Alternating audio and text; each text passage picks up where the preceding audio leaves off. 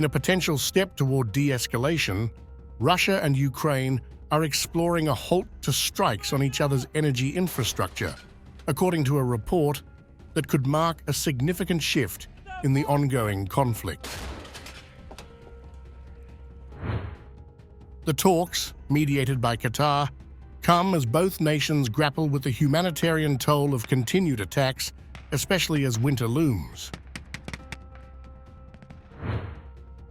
The Financial Times reported that Ukraine is eager to restart negotiations aimed at ending strikes on energy facilities. Talks last August nearly yielded a ceasefire on energy-related assaults, but were derailed after Ukrainian forces mounted an incursion into Russia's Kursk region. Since the conflict began, Ukraine has been hit by waves of Russian drone and missile attacks on its energy grid, leading to widespread power outages.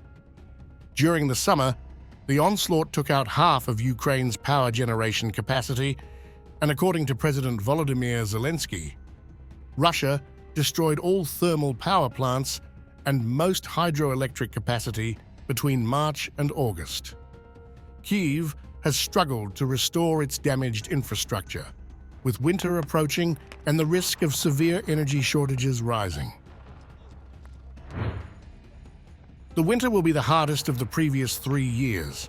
Oleksiy Brecht, interim head of Ukrenergo, Ukraine's state-owned grid operator, told the Ukrainian outlet Suspilne in an interview this week.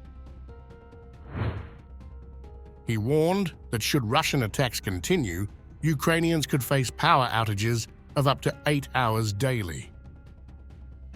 Serhiy Kovalenko, CEO of energy supplier Yasno, noted that if the grid remains heavily damaged, Ukrainians might have electricity access as little as 6 hours a day through the cold months. Kyiv has responded to these assaults by increasing drone strikes on Russian oil processing facilities, a move aimed at hampering Russia's military operations.